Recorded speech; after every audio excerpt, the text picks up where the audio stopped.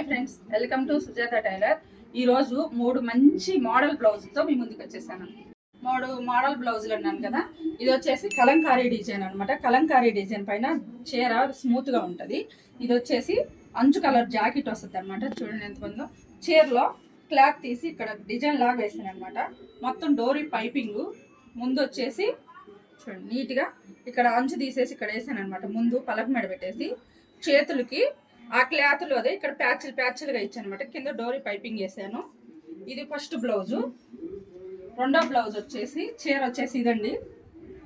చీర చూడండి, చీర వచ్చేసి అంచు చీర అనమాట. ఫ్యాన్సీ చీర, కానీ ఫ్యాన్సీ చీర బాగుంది.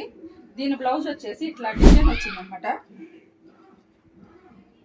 స్కాల్పింగ్ కింద వచ్చి స్కాల్పింగ్, పైన వచ్చేసి అంచు అనమాట. ఇప్పుడు ప్రతి వాళ్ళు అంచులు వేస్ట్ చేయకుండా ఇలా వేసుకుంటున్నారు. దీనికి వచ్చేసి అంచు చేతులేనండి. సేమ్ వచ్చేసినట్టు అంచేను. ముందు వచ్చేసి యూ మెల్లో అంచు తీసేసి ఇక్కడ వేసాను. దీనికి డోరీలు వచ్చేసి వెరైటీగా ఉంటాయండి. చూడండి ఎంత బాగున్నాయి, వెరైటీగా చాలా బాగున్నాయి కదా హ్యాంగింగ్స్. ఇది వచ్చేసి మూడో చీర అనమాట. చీర ఇట్లా ఉంటుందండి.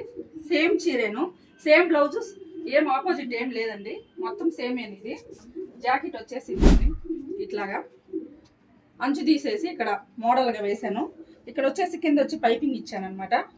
దీనికి కూడా డోరీలు, దీనికి కింద హ్యాంగింగ్స్ వచ్చేసి బాగున్నాయి కదా.